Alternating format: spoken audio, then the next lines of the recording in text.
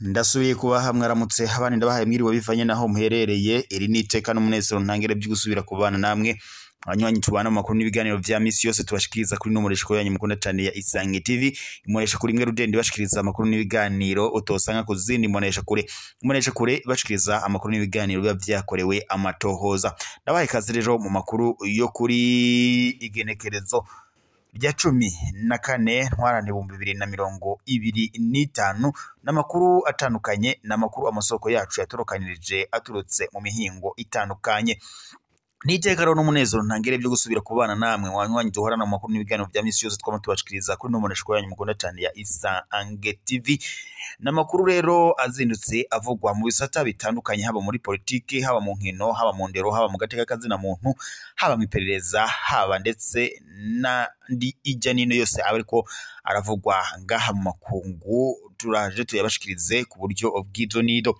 ico ndagusaba rero banzu cyende sabone ndetse nambakataje kugira uzuro buwambere kubona amakuru n'ibiganiro twama tugushikiriza kuri nomoresheko yanyu mukunda cyane ya Isange TV. Reka rero mbaye kazo mu makuru yacu ku buryo bw'ido nido araza gushimikira ku ngingo nkuru zikurikira. Leta y'u Burundi ifashe ingingo abasirikare b'u Burundi bari muri Republika Iharanira Intwaro Rusange ya Kongo bamaze gupakirwa indege bagiye kugusubira mu gihugu cabo c'amavuko. Iyi ngingo ifashwe nyuma yuko umuryango ishirahamwe ry'umuryango wa SADC ufashe ingingo nayo wo gukura abasirikare bayo bari muri Republika Iharanira Intwaro Rusange ya Kongo nyuma yuko rero imigwano imaze igihe ihuza igihugu ca Kongo ndetse n'umugwa M23 nabo bavadekanyije guhangana nyene n'umugwa M23 ari ingabo z'u Burundi ingabo zo mu ishirahamwe ry'umuryango wa SADC ndetse n'abandi barimo imigwi yitwaje ubwanisho nka Wazalendo ndetse na FDLR. Nyuma yuko rero SADC imaze guterana ikabona ko abasirikare bayo bariko barashira muri Republika Iharanira Intwaro Rusange ya Kongo yafashe ingingo ko abasirikare bayo bagomba kuvanwa muri Republika Iharanira Intwaro Rusange ya Kongo ndetse n'amasezerano yari hagati ya Republika Iharanira Intwaro Rusange ya Kongo na SADC ngo agaca ahagarara. Nyuma yo ngingo rero leta y'u Burundi irongowe na Perezida Evariste Ndayishimiye nayo iciye ifata ingingo yuko abasirikare bayo bari muri Republika Iharanira Intwaro Rusange ya Kongo bagomba gutahukanwa icesi na cyane ko ngo boba ari bo bahangana n'umugwi twaje rwansho M23 kuko igisirikare ca Kongo FARDC kiba camaze guhunga urugamba. Ibi kandi bibaye nyuma yuko umugwi wa M23 urongowe na Colonel Nanga uzo itangazo rigabisha leta y'u Burundi ko igomba gukura abasirikare bayo muri Republika Iharanira Intwaro Rusange ya Kongo. Nyuma yuko kandi inama iteranye ikarabira hamwe impamvu ingabo za leta y'u Burundi FDNB zoba ziri muri Republika Iharanira Intwaro Rusange ya Kongo. Nyuma yuko rero inama iteranye bikagaragara ko atakintu na kimwe atangingwa nimwe irengera leta y'u Burundi kuba ingabo zayo ziri muri Republika Iharanira Intwaro Rusange ya Kongo. Perezida w'u Burundi Evariste Ndayishimiye aciye agirana ibiganiro no muri Etat Major Prime niyo ngabo ndetse na Evariste Ndayishimiye baciye bafata ingingo yo gukura abasirikare b'u Burundi muri Republika Iharanira Intwaro Rusange ya Kongo. Gusa nubwo biruko ku ruhande rwa Republika Iharanira Intwaro Rusange ya Kongo amosozi aratakara na cyane perezida w'ico gihugu ari we Perezida Antoine Félix Tshisekedi Tshilombo arakoroye amosozi bivanye nuko ingabo zose zoba zivanywe muri Republika Iharanira Intwaro Rusange ya Kongo. Abarabira hafi ivy'urugamba rurera muri Republika Iharanira Intwaro Rusange ya Kongo ndetse n'abahinga mu vya politike ngaha mu karere k'ibiyaga binini bagaruka kuri izi ngingo zafashwe na SADC ndetse na leta y'u Burundi yo kuvana abasirikare babo muri Republika Iharanira Intwaro Rusange ya Kongo. Bagaca bashimikira kuri ingingo bakavuga ko Antoine Félix Tshisekedi Tshilombo ari we iyo bagiye kwifatira mu minwe ikibazo c'umutekano muke urangwa mu museruko gwa Republika Iharanira Intwaro Rusange ya Kongo. Gusa babandanya bibaza nimba kuva izi ngabo za SADC ndetse na FDNB zivuye muri Republika Iharanira Intwaro Rusange ya Kongo bizokorohera ingabo za Kongo FARDC guhangana mu gutwaje ubwanisho M23 canka se Perezida Antoine Félix Tshisekedi Tshilombo araza kwemera kujya mu biganiro n'uyu mu gutwaje ubwanisho M23. Ni nyuma yuko kandi Antoine Félix Tshisekedi Tshilombo yemeye kujya mu biganiro n'umugwi wa M23 gusa ku rundi ruhande umugwi wa M23 wateye twatsi iyo ngingo tuvuga ko utazokwemera kujya mu biganiro na Antoine Felix Tshisekedi Tshilombo, na cane ko ngo bamye baramusega ko yokwemera ko bajya mu biganiro, iyo ngingo akayitera utwatsi. Kuri ubu rero perezida w'u Burundi Evariste Ndayishimiye avuye mu gacerere, afashe ingingo yuko abasirikare b'u Burundi baca bava muri Repubulika Iharanira Intwaro Rusange ya Kongo, nk'uko amakuru duhabwa n'amasoko yacu ariko arabidushikiriza. Tubandanirije amakuru yacu ngaha mu Burundi, umushikiranganje w'indero mu Burundi yafashe ingingo yuko hagomba gufatwa ingingo bivanye nuko umwimbo mu ndero woba uriko uragenda uragabanyuka. Ivyo François Habyarimana, umushikiranganje w'indero n'ubushakashatsi, yabishikirije mu gihe ngo yariko arasigura bimwe mu bituma hano mu Burundi urugero rw'abanyeshuri bayoberwa ngo ruri hejuru cane ugereranyije mbere na bimwe mu bihugu byo ngaha muri Afrika. Ariko akamenyesha ko igihugu c'u Burundi atari cyo conyene ngo kirimwo abanyeshuri basanzwe bayoberwa cane. François Habyarimana avuga ko mu gutorera inyishu iki kibazo umango hagomba kubanza kumenya ico caragiteye. Kimwe mu vyo yashikirije ubushikiranganje buriko burashira mu ngiro mu ntumbero yo kugabanya ivyo bitigiri nishirwa mu ngiro y'umugambi wo kugaburira abana ku mashure, aho umugambi kugeza ubu ngo ugaburira abana hafi ibihumbi 700, aho nyene mbere kuva mu ntango z'uyu mwaka bafashe umugambi wo kugwiza amashure y'uburaro, bige ngo baba mu ndaro bongere ngo bafungurirwe. Uwo mushikiranganje abandanya amenyesha ko ivyo bizotuma kuyoberwa ngo bigabanuka. Ati naho bigoye ko abanyeshuri bose biga mu mashuri yisumbuye biga baba mu ndaro, ariko ihangiro nuko igitigiri c'abanyeshuri biga baba mu ndaro ngo vyobandanya vyongera gutyo, umwimbu ngo ukiyongera, kuko ngo bigoye kumenya ku munyeshuri ataha ntafungure agatonda kw'ishure ashonje, hama umwimbu ukagenda neza. Tubandanirije amakuru n'ubundi biriko biravugwa mu makomine atandukanye nka Butihinda, hariko haravugwa ingingo ijanye no guharika. Amazone ya Butarugera ndetse na Kamaramagambo niho ngo abaharika basubiye kwibonekeza cane, nk'uko bishikirizwa n'abajejwe intwaro mu nzego zitandukanye muri ayo mazone.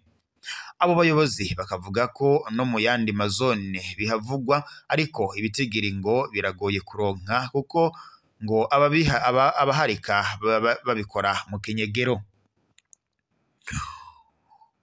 Ubegeti n'ubujuju ngo kwigina umwimbu canke akanoti akageso ni bimwe mu bituma abagabo barondera abagore barenga umwe, nk'uko abo bajejwe intwaro babimenyesha. Uwo rero uko guharika rero ngo bigwiza imanza muri sentare, imiryango ikamamwo induru, kandi abana bavutse ku bagore batandukanye ngo bikagorana kumvikana no kubana neza. Umuhanuzi wa Mustanteri ajejwe imibano yagize ati guharika ni ikibazo kiduhanze kandi atari ubuhombe. Guharika nta yindi nyungu nimwe bizana mu miryango canke mu gihugu.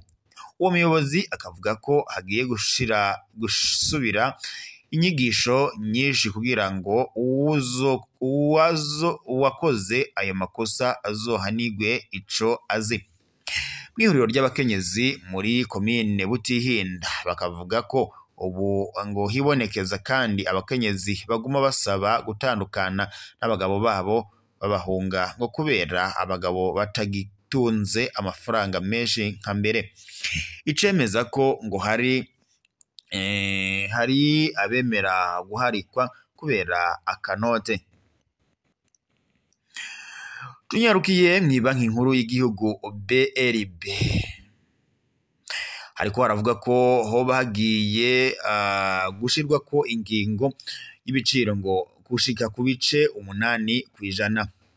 Ibi kandi bikaba byashikirijwe n'umuyobozi mukuru w'ibanki nkuru y'igihugu c'u Burundi BRB mu nama yashira ahabona itunganywa ry'ubutunzi mu gice ca mbere c'umwaka wa 2025 kuri uyu wa gatatu igenekerezo rya 13 ntwarante 2025 muri Eden Garden Restaurant i Bujumbura.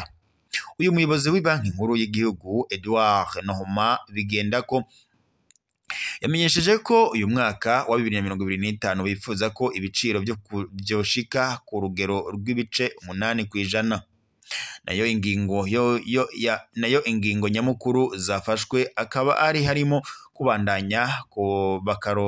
kubandanya bakorana n'abajejwe igisata c'igitoro Sopebu kugira ngo igitoro kigume kiboneka kandi ku bwishi ngo kuko kiri mu bituma amafaranga abura ndetse ngo n'ibiciro biduga. Aho rero akaba yamenyesheje ko banki nkuru y'igihugu yaguze ibitoro byinshi ubu ngo biri muri Dar es Salaam ngaho muri Tanzania.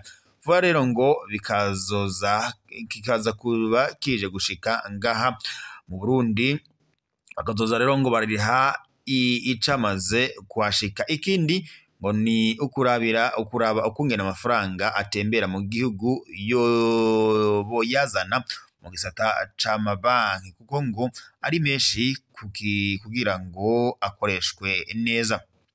Mu gihe mu mwaka uheze wa 2024 mu bijanye no gukoresha imihora gendanwa vyari ku bice 3.9%, Edouard yamenyesheje ko muri uyu mwaka wa 2025 bitegekanyijwe kuzoshika ku bice 4.6%.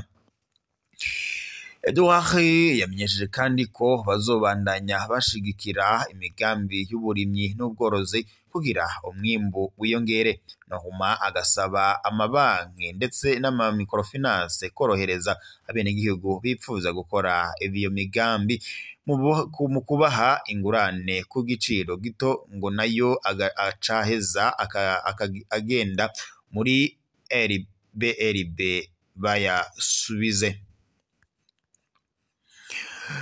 Tubandanirije amakuru kubiriko biravugwa mu gitoro ngaha mu Burundi mu gihe abanyagihugu babandanya bidoga ko igitoro congeye kubura ngaha mu Burundi. Hari amakuru ariko aravuga ko igitoro kiri i Dar es Salaam ari cishi, ahubwo ngo ko hariko hararonerwa amakamyo yo kukizana vuba cane ngo nta ngorane y'igitoro izosubira kuvugwa ngaha mu Burundi. Iryo ni ihumure ryatanzwe na Bigendako Edouard Nohoma arongoye banki nkuru y'igihugu BRB kuri wa 13 ntwarante 2025 aho iyo banki yari iramutse itanga icegeranyo c'ingene ubutunzi bwari bwifashe mu gice ca kane c'umwaka wa 2024. Uwo muyobozi urongoye banki yagize ati turiko turakorana na Sopebu kugira ngo igitoro caguzwe gishobore kuza mu Burundi. Muri banki nkuru twarashizeho umukenyuro mushasha witwa Credit Documentaire uzofasha gutuma ko igitoro cinshi kikazorihwa hanyuma. Nukuvuga ko hazoza harihwa igitoro catanzwe. Nohuma abandanya agira ati hariho igitoro cishi i Dar es Salaam ariko turiko turiga ingene coshikanwa mu Burundi mu maguru mashasha kandi turizeye ko vuba cane ingorane y'igitoro izotorerwa inyishu ubutakigaruka. Ivyo Edouard yabivuze ariko arerekana ingene ibura ry'igitoro ari kimwe mu vyatumye ubutunzi buguma bugabanuka ibiciro bikaguma biduga nk'uko uyu muhinga yabandanije abishikiriza. Reka rero tube dusozereye amakuru yacu yo muri iki gitondo ngaha turaza gusubira mu makuru araza kubagezwe ko ntimubandanye mugira ibihe byiza amagara meza kandi niyo tubandanya kubifuriza mwe babanyi tubana amakuru n'ibiganiro mwama mukurikira ku mbonesha yanyu mukunda cyane ya Isange TV.